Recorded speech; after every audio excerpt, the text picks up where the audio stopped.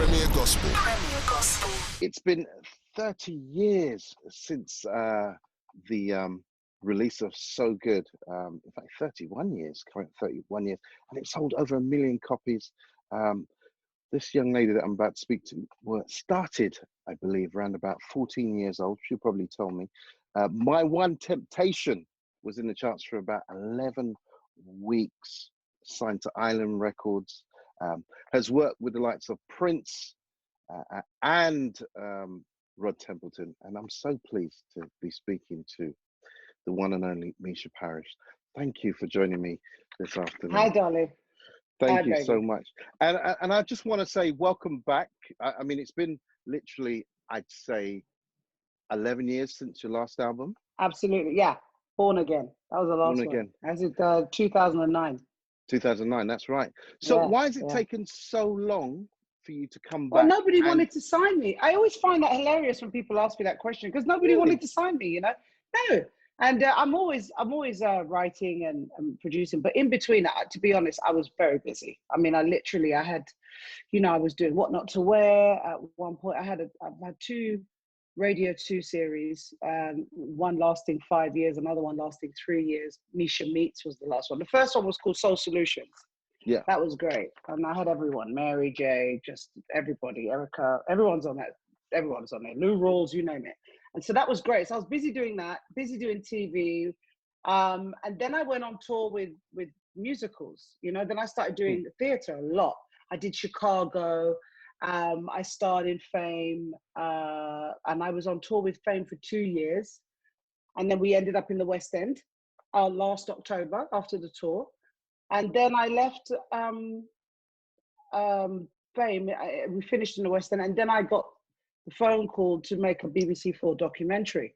Yeah. And they asked me, what do I want to do? It was produced by Lenny Henry. You know, Lenny asked me, Misha, you know, what would you like to make? And I said, well, I want to do a doc about gospel and the music and where it started, where it was written. Now, remember, this is November last year, right?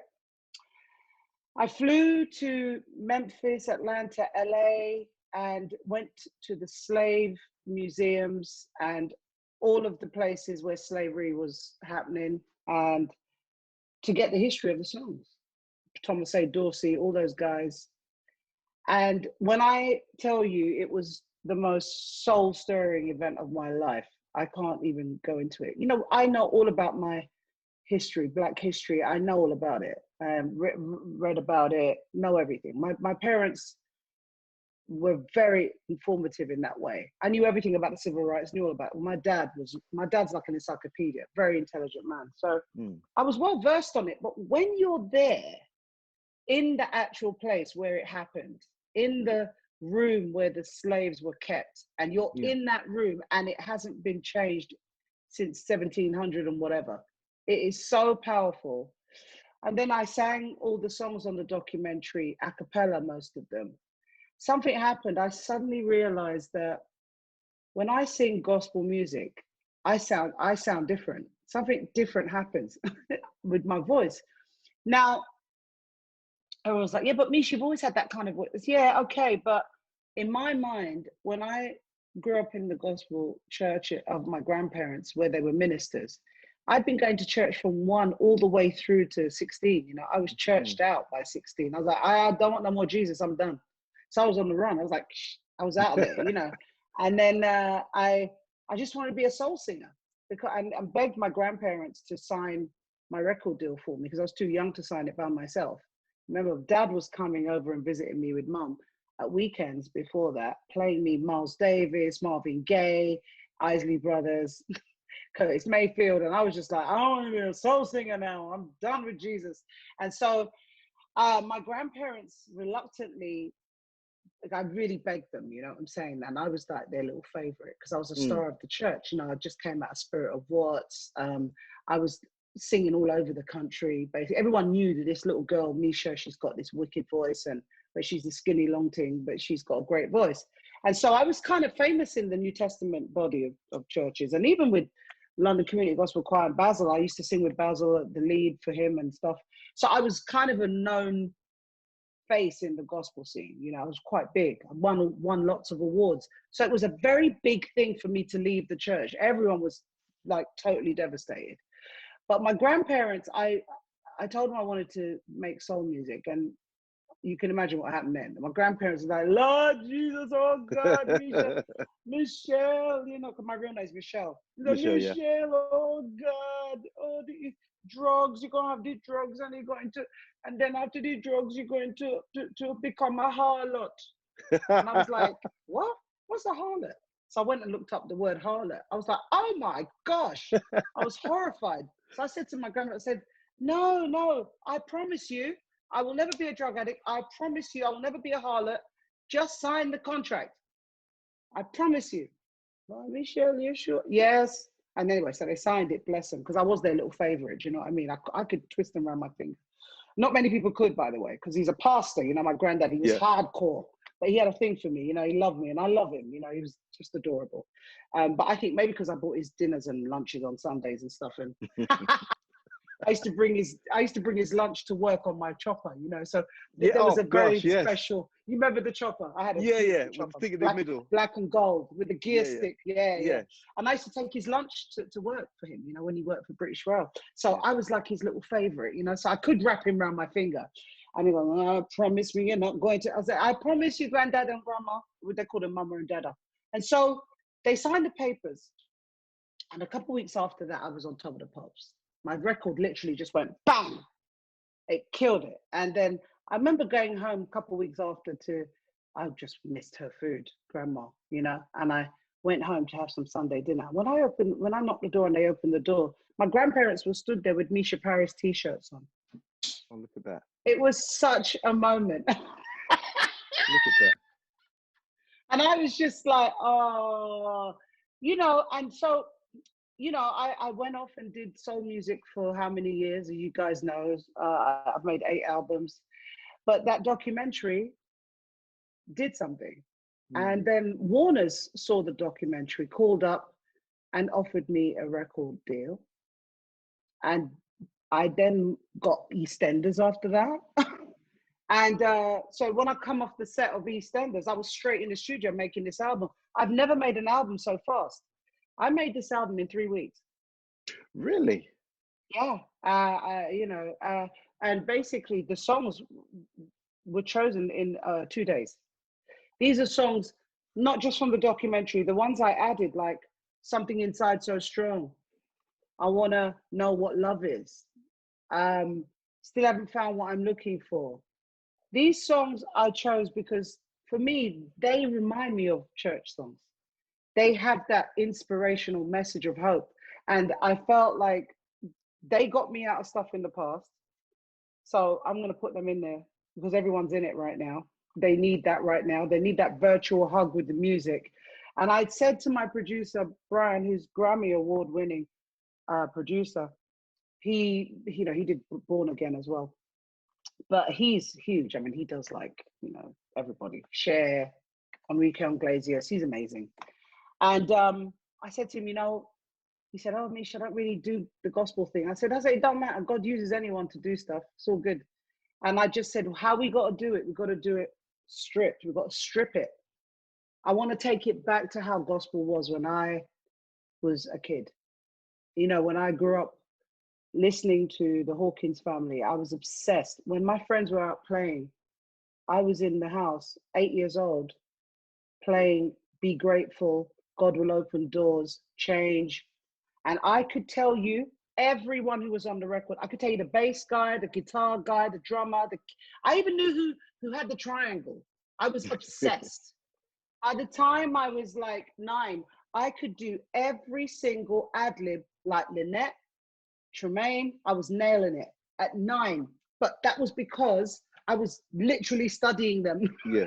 It's just that I just had to, because in my head I was thinking, my aunt was importing all the records because, you know, I grew up with my grandparents. So in my grandparents' house, their children were still there. Just 2 of them were left in the house. And they're classically trained, you know. One's got bachelor honors, all that. My family are really educated. I'm the only one that's not. I've only got 2 O levels to my name. I left school because I got signed at 17. You know, so I quit college, didn't I? I was doing my A levels, you know, and I quit college to be signed up. That's why my grandparents were also having a meltdown, because I was doing good at school, and they thought I was going to be a designer. Do you know what I'm saying? Because that's what I was doing. But cut a long story short, my aunt used to import the Hawkins records from America. And when everyone used to go out, I used to tiptoe in her room and take it out, bring it into the shrine. The shrine is the living room.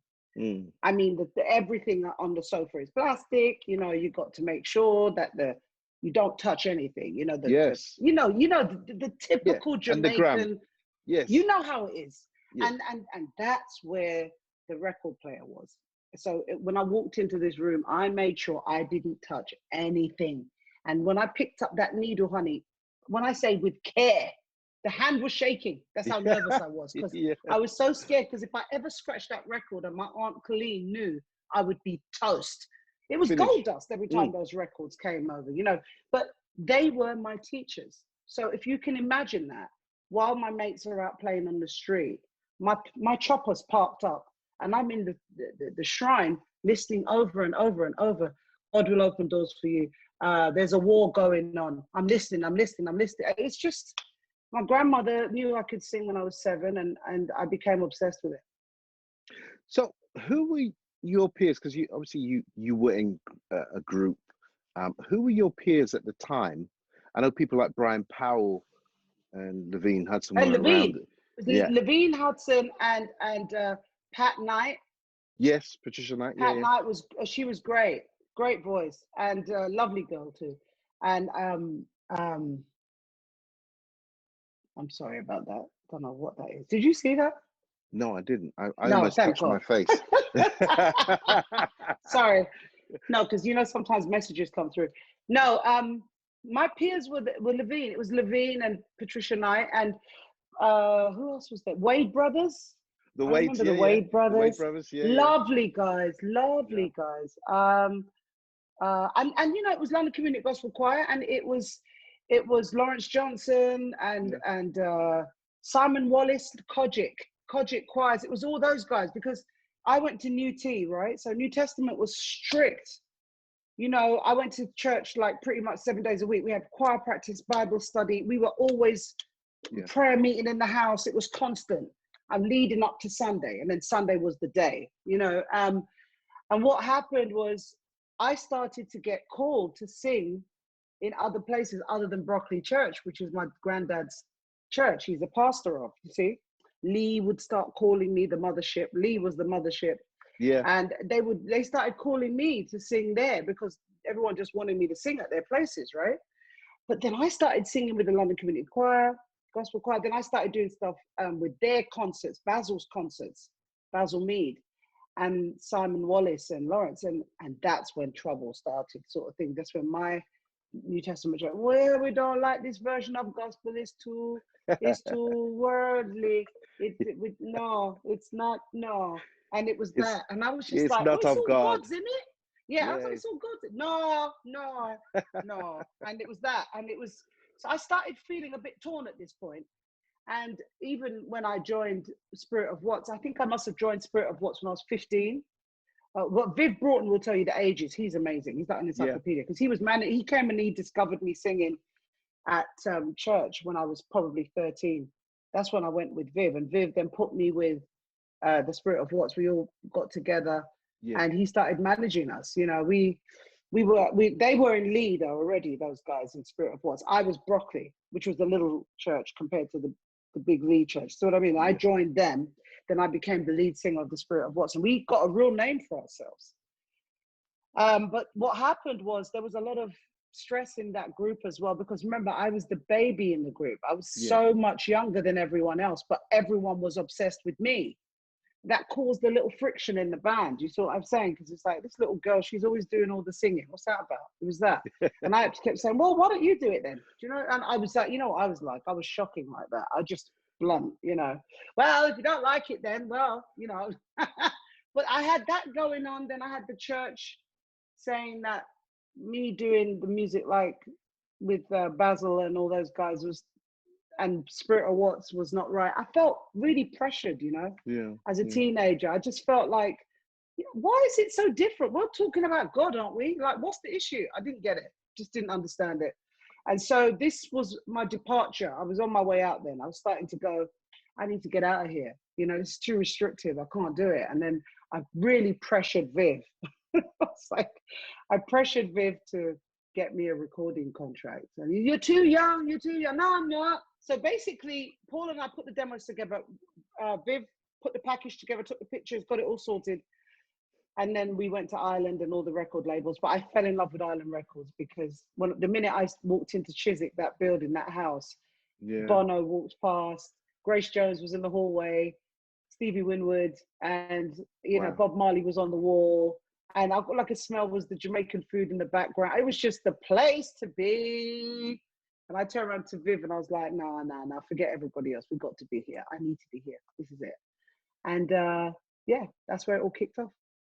I actually remember when you first came out and the press and the news were saying, oh, this young girl called Mica Paris, and I think you was on the program after the news. It was after 6. I can't remember, London Tonight, or it used to be London Tonight or something like that. Yeah. Yeah, it was one of those programs, and they highlighted you as being the answer to Aretha Franklin, and obviously watching you. Yeah, I remember. This young girl, I remember the good. pressure of that. I remember the pressure of that because I remember thinking, how can they put me with people like that? I remember thinking at that time when they were saying stuff like, I was like, I'm only young. Like, how can you put me with Aretha when I'm like 17? Like, what is that? I didn't get it. I felt very pressured by that. So you obviously recorded the album, you got signed, and then all of a sudden you were kind of whisked off to America, because I know that you did Letterman, you did the all of Sinbad it. show. All of them. Yeah. So what was that like? What was that like, like just coming from London and then obviously being on these big top shows in America, meeting all these people? What was that like? It was really crazy. It was very surreal. It felt like, well, I was here for quite a bit though before I was whisked off.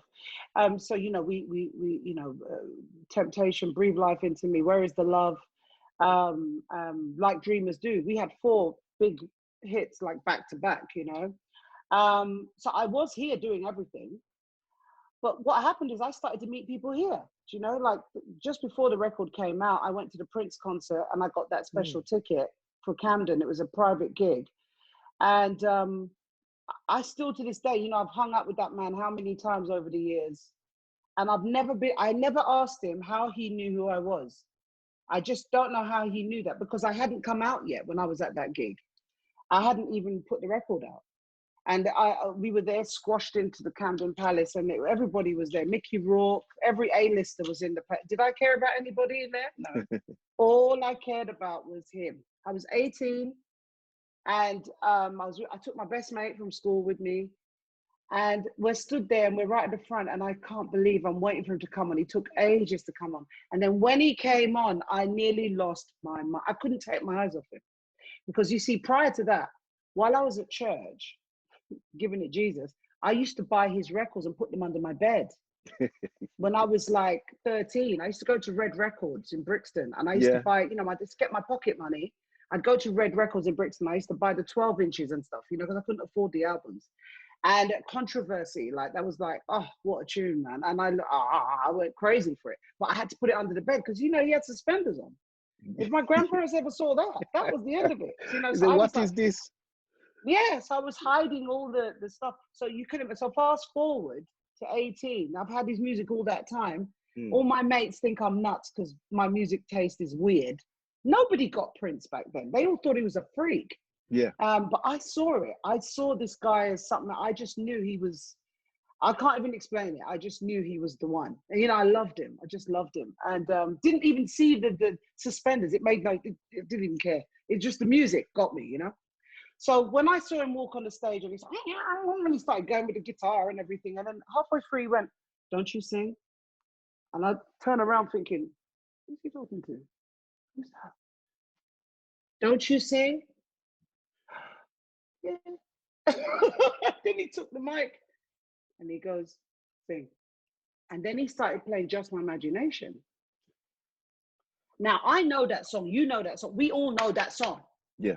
But could I remember the words that day? All I could remember, it was Just My Imagination. I couldn't remember the rest. I was so nervous because remember, everybody's there. It's like, Yeah, you know, that's he's right. pointing me out. And I'm like, I'm a teenager whose first concert, it's all going off. And he's talking to me. And I thought, no, this is too much, man. So I just thought, you know what? Do what you used to do when you were in church. When you know, you used to hold the notes really long. When I was really young, that's what I used to do. I used to hold the notes long. It was like my party trick. I knew every time I held the notes on, everyone would go in the spirit. Mm-hmm. When I was Come 8, on. you know. So, so what I did was I went, it was just. That was it. Held the note really long. Everyone went mental, and then he went crazy, and that was the whole place erupted. It was nuts. And then the next day he called up and said, would I join the band? And I said, the typical Misha, look, no, I can't join the band because I just got signed. I just got signed to Ireland. I can't join the band, but I'd really like to work with you. And he goes, well, I'd love to work with you, you know. And then I went to LA to do some TV or whatever, touring. I was touring with Ashton and Simpson at that point. Wow. And he called my hotel room. I don't know how he found out where I was, but he found out where I was staying. And I got a phone call in the morning. And it was, hi, Misha, I'm from Prince's office. Prince would like to send you some demos. So he sent over I didn't believe it was him, you know. I thought it was hocus pocus madness, but no, it was him. And I went downstairs to the lobby, and there the tapes were. It was tapes in those days. Wow. And there was 4 songs on the tape, and the only one I chose was "If I Love You Tonight." The minute I heard that, I loved it, and I said I want to do that. And then I flew to Minneapolis and hung out with him there with coffee and cream. And after that, we became really good friends. He's adorable. He was very much a promoter of female artists, this guy. A lot of people don't say that much about him in that regard, but he was very pro-woman. He really pushed a lot of women, and he was very helpful to me in my career. And we had the same manager for a while, and then for many years he would fly over and I'd meet him, and we'd go clubbing and hang. You know, he didn't say much. I mean, I could probably say everything he said on one hand, you know, but you know, he didn't need to with me because, you know, I can talk to Britain. So I talked his ear off, and he loved it. And that's what we did. And we used to just hang, and I'd get a phone call at 4 and Misha, come and meet me. And I'd go and meet him, and I'd drag Paula along, my sis, and we'd go and hang out with him. Was he a quiet guy? Yeah, but he had times when he wasn't, though. He had times when he would let off, you know, and be a bit of a prankster and a joker. But essentially, Prince was a very sort of introverted type of person, you know, and comes alive when he talks about music, that kind of guy. He's very unusual. He's very unusual. Character-wise, he's an unusual guy. What was his style like in the studio, working with him? He's great. He was, you know, his thing was, well, a lot of people don't realize that when I took the song, I produced it. I asked him, can I do it? I didn't let him produce If I Love You Tonight. I did it myself with my 2 boys in Brooklyn. And because I didn't want him to produce it. The reason being is because, and he was great about it. He was like, no, that's fine, you can take it. But I went to Minneapolis to hang with him, and he wanted me to hear the songs in the vault. And, you know, he's like, do you want to hear the songs in the vault? Yeah, I'm like, yeah, right? And he starts playing the songs, and he's like, what do you think? Amazing. Then he plays another one. What do you think? Like, what do you say? Everything he played was insane. Like, and that's what made me laugh about him. He's asking me, little old me, what do I think? It's like, right? But the reason why I wanted to produce the song myself was because at that time he had all these females he was producing. He had Kat, he was producing Kat at that time. He was producing Taja Savelle, Love is Contagious. He was doing all those artists. And I didn't want to be another one of those. That's what I was worried about. I mean, this is how I used to think, you know. I was like, when I look back, I'm like, you silly woman, you should have just let him do it, you know. But he was so cool about it. Yeah. He was lovely. He was like, no, it's fine. I mean, she can produce it, you know, and he was fine. And he let me do it. And then after that, we just became friends, and it was cool. Where were you when you heard the news that he'd passed? Well, I'd seen him 6 months before that. So the weird thing was I hadn't seen him in like 7 years at that point because he went back to America. He wasn't here so much. But there was a long, most of the 90s, he was here. And we had the same management. And he had a shop in Camden. So we used to see each other a lot. But then he went back and I didn't see him for about 7 years or so. And then I got a phone call 6 months before he passed that he was at Camden, the very first place that we met, if you remember. And I went to the concert and because he asked me to come, I went and I said to his manager, he don't look so good. He looks very thin. Why is he so thin looking? And, you know, she said, no, he's just, you know, he's okay. He's just a bit tired. He's touring with the Third Eye Girl. But I knew something wasn't right. And I just quickly smiled at him, smiled back from the stage. That's the last I saw him. After that, he died. So it felt to me like it was a 360. I met him there, and that's the last place I saw him. It couldn't make it up. Crazy, right? Mm. Yeah. God bless him. He was a great guy. Great. Now, never be another. You've worked with Prince. You've worked with Rod Templeton. Yeah. Is another genius writer from. I mean, he wrote for Michael Jackson. He was in the group Heat Wave. You worked with Michael. Yeah, he wrote Thriller. Yeah. He wrote Rock With You, Off the Wall. I mean, for me, it's all about the Off the Wall album. You know, that album is ridiculous, as you know, because that was a game changer for the music industry. You know, that record changed the face of R&B overnight. Yes. The minute you saw Rock With You, man, that was the end. Do you know what I'm saying? The fact that he came from Heatwave and Quincy heard, you know, Always and Forever and those tunes there and asked him to come over, you know. The story of Rod is really interesting. But so basically how it happened with me and him was, you know, I went to go and work with him in LA. When I turned up outside his house, he opened the door and he goes, so what do you want? Never met the guy in my life. Proper Northerner, you know. He's from Grimsby, you know, what do you want? And I was like, well, I kind of want you to write a song. I'm talking, but I'm at the door still. I haven't gone in the house yet. Yeah. I'm at the door, right? So I go, I want you to write me a song that's like Always and Forever. And that was it. I got him. He was just floored. Because everyone wanted Michael stuff. Yes. At that time. And like, here I was saying, no, I want Heatwave stuff. Yeah. That's right. And I went there.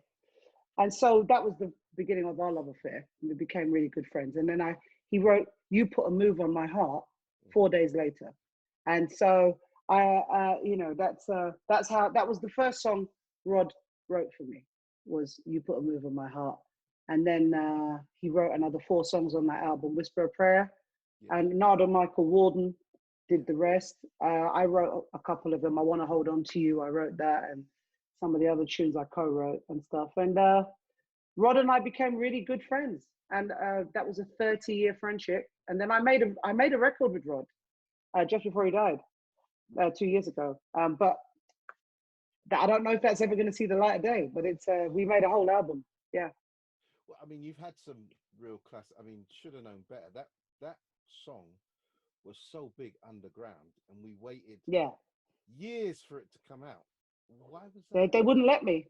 They wouldn't let me. I wrote the song in 1987. I used to have a Scirocco then. It was just before I got signed. It was my first car. I was very excited about that car.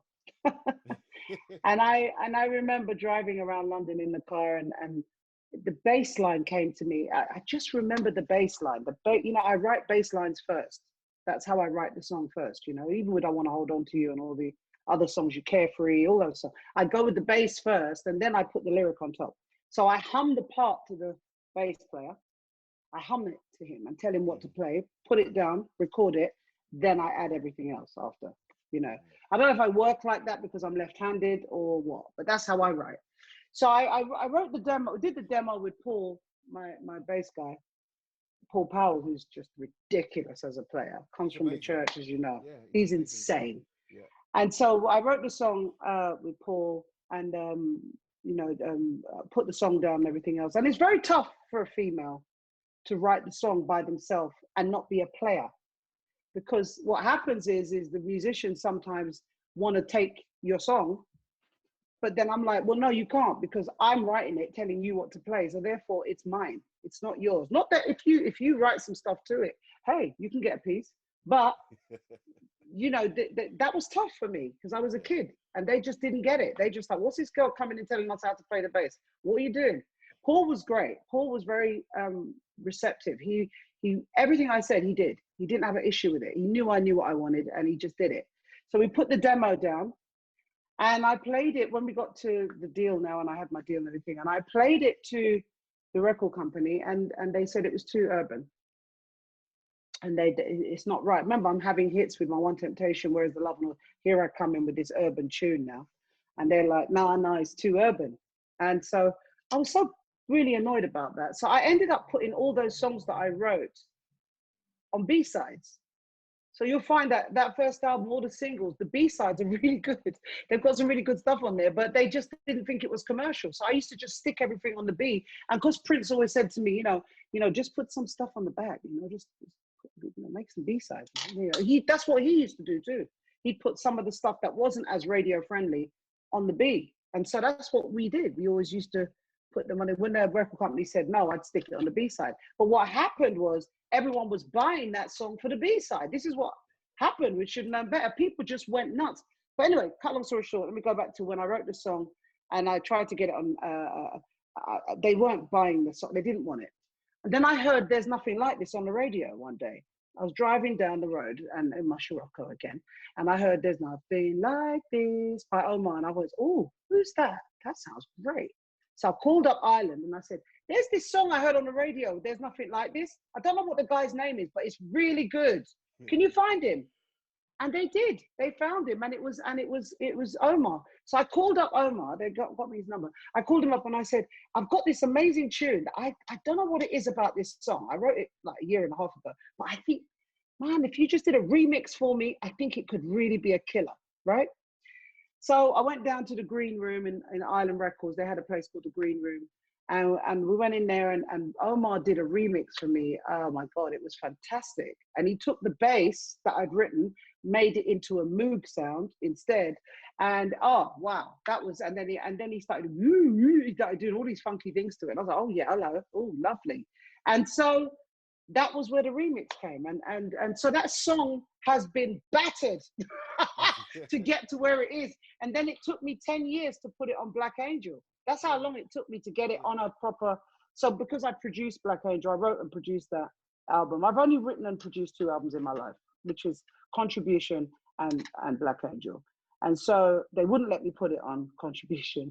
So I put it on Black Angel instead. And then everyone just like, oh, finally, Misha. That's years later. I mean, if you look at Black Angel came out in 97, that's a long wait.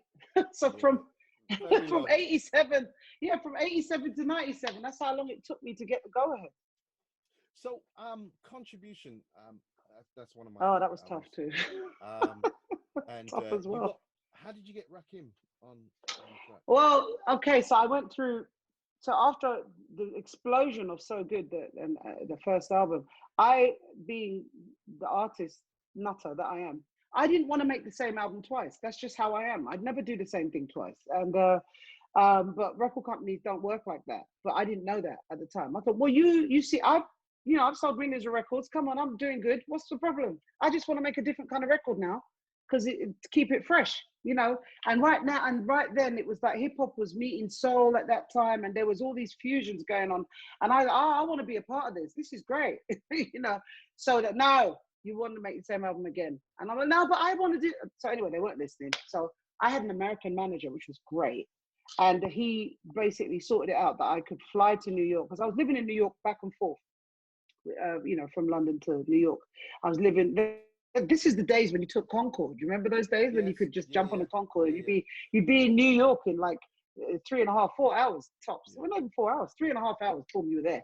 So that's how we used to do it. It was great times. Those were the good days. And I told my manager, can you find me some people that can write with me? Because I want to make this fusion of the hip hop meets the soul and this kind of vibe. I really want to make a record like that. That's where I was. I was thinking, I was listening to Mantronic. I was listening to all these people. I was like, I want to work with these people. So he found me these two guys in Brooklyn. They literally just graduated from Berkeley Music College, right?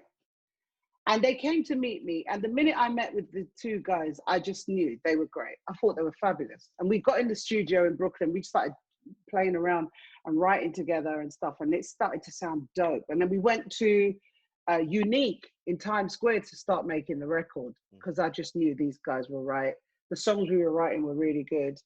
Who Can We Blame, Truth and Honesty, and all that stuff. I mean, this is the stuff that was coming out of me, you know. I just, because I was starting to see that this industry is not what I thought it was. You see, remember, I've got the first album under the way, out the way. I'm slightly getting a bit older. I'm 21 now. Things are a little bit different from when I started at 17. It's like, wow, eye opener. So also just the inequality of the industry and just how Black music was just so marginalized, and all of these things I was seeing. I didn't like what I saw.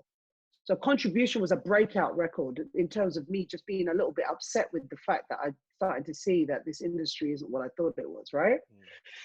We started writing the songs. We go into Unique. When I'm walking into the studio in Unique now, I walk past, I'm like, oh, who's that in that studio? Oh, Big Daddy Kane.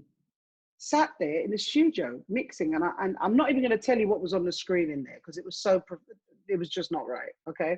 But what he was watching was not right, okay? But I tried to not look at the screen, and I just knocked the door, and I was like, hi, I really think you're great, you're amazing. And he said, hey, it's lovely to meet you, man. I saw you on David Letterman, it's really good. Whatever. And then I was like, all right, take care, bye. I already made up my mind at that point, he was definitely not going to be on a record.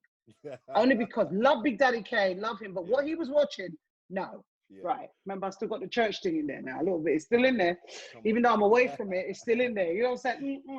So I carried on walking down the thing, and then I looked in the other door, and it's Rakim. He's in there with Eric B. And I'm going, oh my gosh. Knowing that we're label mates, right? Thinking, oh, well, he's going to like me because we're on the same label for sure. So I just went, knocked the door again. Hi, I love Paid in Full. That's my favorite album of all time. Oh, you guys just, I love you. That.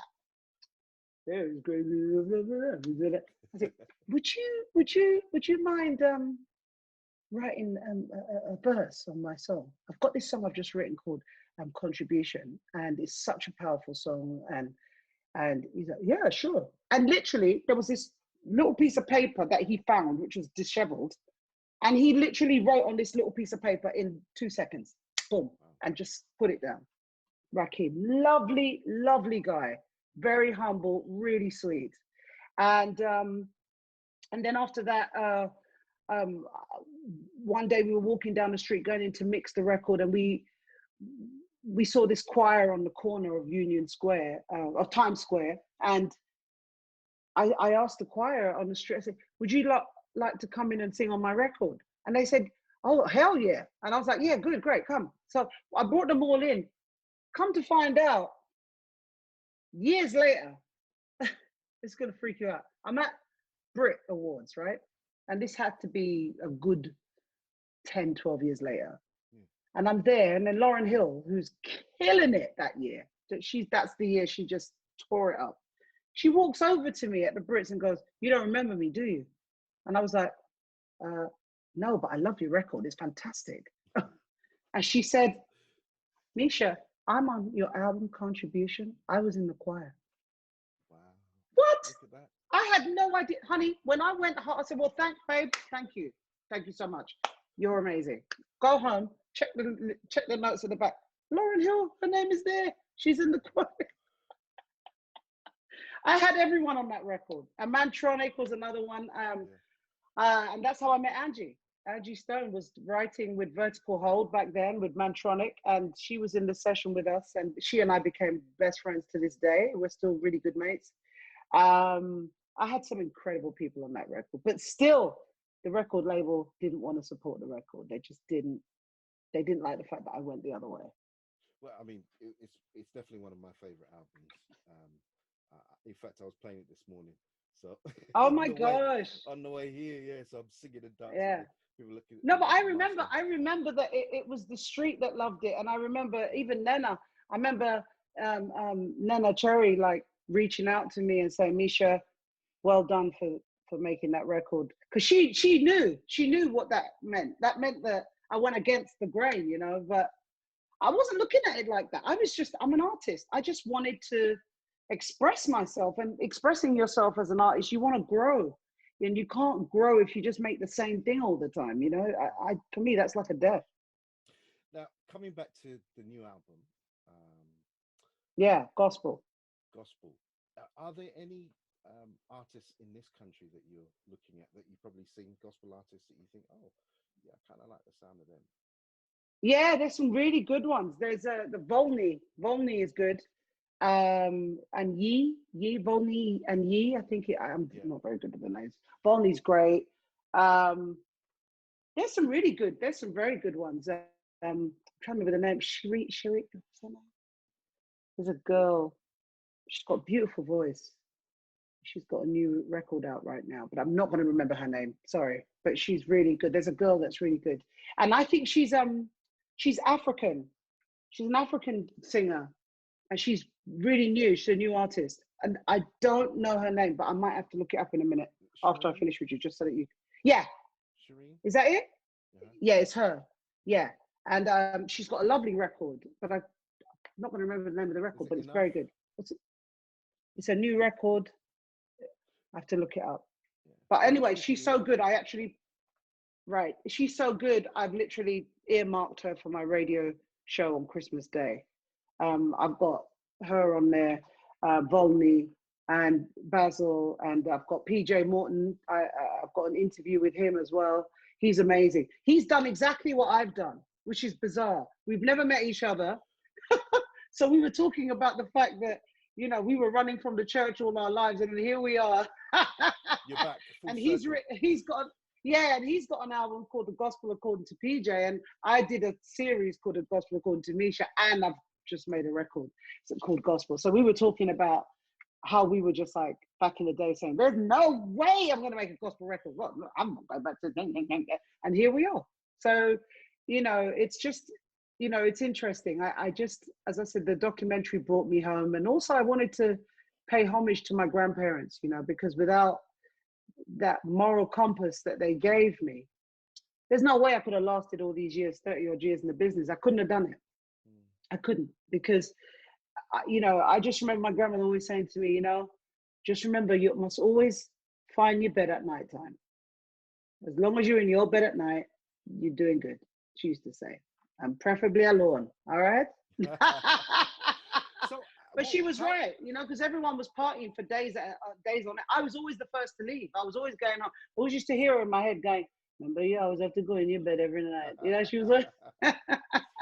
So how's the transition been from, because, you know, when we grew up, there were street teams. We didn't have internet or things like that. So how's the transition been from working on the street to promote your stuff to the transition of it being on digital? How's that been for you? Well, you know, I tried to do both. I'm not a person to do either or. Look, even with this album, you know, as I said to you, I wanted it to be authentic gospel. I didn't want it to sound like a secular record. I wanted it to sound like a gospel record. For gospel, for me, is the authentic rawness, the proper hand claps. People are in there clapping their hands. You know, the choir are doing that, right? It's not, nothing is not raw. It's got to be raw, and to make it authentic. You can still bring in digital things that can sound real, but there's nothing like the real human touch. You know, that human, you can feel it. And so I, you know, even when I was talking, my producer, he's amazing, but I said to him, I want the voice to be right here. Yeah. I want, every time I make music, a lot of the times I find that producers, they make it so much about the music, and I'm in the background vocally, you know. And what was nice about this album, I think it's the first album I've ever sort of made. I even criticize my own productions when I produced. I used to always be so obsessed with the music. I just put the voice on top as a last minute. Because when you produce a record, you get so into it, you know, you make sure the bass is right, make sure the sound of the guitar is right, and make sure the pad and the strings and you get so into the process of producing. That's why I don't know if I'll produce again. I've produced 2 albums. I'm not sure I'll ever do it again. It's such hard work, and the voice gets left behind. But what's wonderful about this album is I made it in a way that I didn't want it to be like contemporary gospel is now. I'm not a fan of contemporary gospel, to be straight. I'm still listening to the Hawkins now. I still listen to them. Once in a while, you'll hear a Mary make a Hawking-esque, Crouch-esque kind of record. They'll do it once in a while. Uh, but the Clarks do it all the time. For me, the Clarks always keep it like it was back in the day. That's my time. And so I've made the album very much like, you know, my childhood, what I associate gospel to be. And that kind of gospel, the Hawkins and Crouch, Andre Crouch and all that stuff, you can't mess with that. It's a whole, it will rock you to the core. It really will. And so, you know, I chose these songs because I wanted to make a gospel album that just gave people that hope and faith, even if they don't believe. It made them feel something. And the only way you can do that is when you're really authentically trying to give the message. Because that's what gospel is. The difference with gospel is that it's about the message. It's about giving people hope. It's about, my grandparents used to say, you know, you have a gift, Michelle. You have a gift, but it's not yours. You're a servant and you have to give the gift to the people. And I've always maintained that I am literally just a vessel. I don't go to church. I don't do any of that, but I've always prayed. Prayer is very important to me. And usually like around this time of the year, I usually get prayer meetings in my house. I love prayer meeting. Prayer meeting for me is the one, because you really feel the presence when you pray, you know. I'm not into organized religion and all of that. I just find it, you know, to me, there are many roads to the divine, and I respect everybody's different way of getting to the divine. For me, it's all about your intention, and as long as you're good and do unto others as you do unto yourself, you know, it's all that. That's the moral code we got to get back to. Is we got to be like him. You know what I'm saying? I'm not even religious, but I'm telling you, Jesus is like, he wouldn't have it. He wouldn't close the churches if the people told him to close the churches. He wouldn't say stop singing. He'd listen. You know, I was saying that to a mate of mine the other day. I was saying it. I was Basil. I was talking to Basil, and I was like, you know, Jesus would have been right up there in Parliament, brocking up the place, saying, "You will not close these churches." And I think Christians need to, and all religious organizations, they need to get back to that rebellious spirit for the light. Not be passive. We've got to come out of this passive thing, man. Right? So, but I think it seems to me Kanye West, Stormzy, all of these people that are now going to gospel, there's something going on. And we're not even aware that we were all doing it at the same time. When I talked to PJ, I was like, I had no idea. Do you know, none of us knew. But there's definitely something going on. So it looks like Spirit wants us, he's probably going to do a new thing. Spirit's going to do a new thing. He's going to use different people to get it out. He's going to do a new thing. And I'm like, hey, I'm part of it. Thank you very much. Well, it's that new thing that church has been saying. You know, the God is going to do a new thing. It's that new thing that, I remember that. that they've been Yeah, talking yeah. about But for it really years. is. But it really is. I mean, since when would you ever see Snoop making a gospel record? I mean, for crying out loud, you couldn't make it up. Something's going on. Because you see, for me, I describe myself as like the prodigal son, you know, and you go out there, you've seen it all, wore the t-shirt, all of it, and you just go, you know what? You sing a song, a gospel song, like, you know, Oh Happy Day, or He's That Kind of Friend, or anything like that. It's over. End of. Listen, I sing stuff like that. Sing Amazing Grace at Remembrance Day in Royal Albert Hall the other day. I had soldiers crying on my shoulder, like they were just a mess. And that's the power of this music, you know. This music was always this music that takes people somewhere else, and it takes them away from the pain of, you know, when life is hard. Life is hard right now. And obviously Spirit is using us to comfort the people with the music. That's why this album is so important, to just help people, give them that virtual hug that they can't have physically right now. Yeah, you're right. It's needed. It's definitely needed, and it's making a difference at this moment in time. So, but thank you Yeah, yeah. for doing that album. Thank you. Just Thank you, darling. very quickly, EastEnders. But don't think I want to be a minister now. Don't be like going under. Oh yeah, she's going to be a pastor now. No. I can feel it. Come on. My sister's like, yeah, you're coming. You're on your way. I'm like, yeah. Well, see you later. Yeah, bye. Let's talk about EastEnders and how that came about. Apparently, you were shooting in during the COVID situation. What was that like, and how did they treat Well, that? it's quite. I flew back from making the documentary in December. This is what I was trying to say to you. Was so strange. Imagine I shot this documentary November, December last year. Black Lives Matter hadn't happened yet. But if you watch this documentary, you would have thought I made that documentary because of Black Lives Matter. Yeah. It's crazy. But no, I shot that in November last year.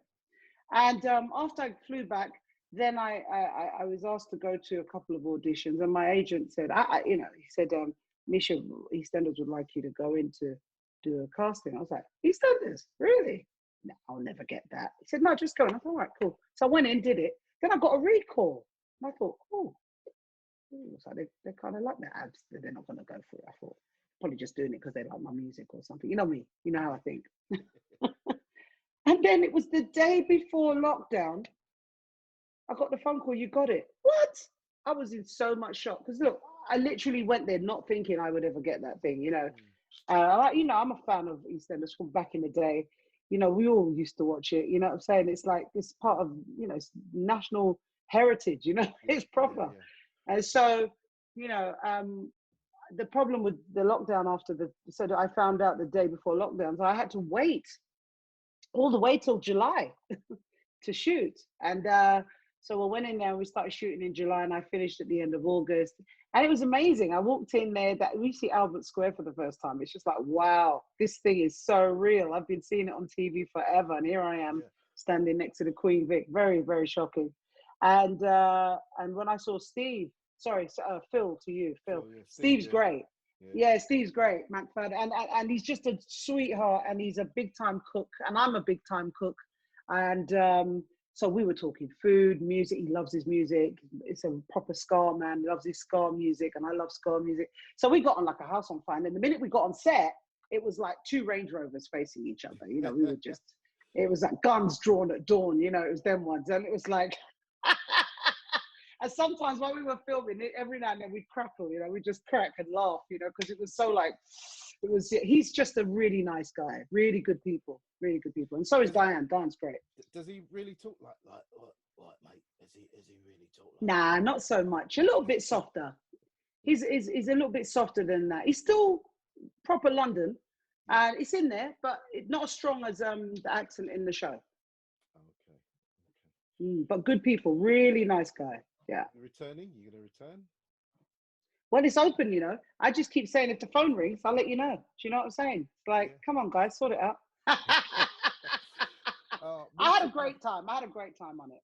And Misha, thank you so much for your time. Oh, thank you. Thank you, baby. And I'm so glad to be talking to you guys. My grandmother used to listen to you guys every day. Oh. Well, before you go, how could people connect with you? Instagram. I'm on Insta. I'm Mica Paris Soul, and that's my Instagram handle. Also, we're starting this Sunday service this Sunday. You've got to check it out. So I'm having a Sunday service every Sunday.